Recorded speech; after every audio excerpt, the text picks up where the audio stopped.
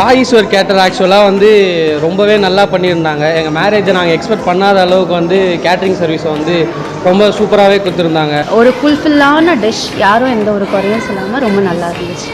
Thank you so much for the good service.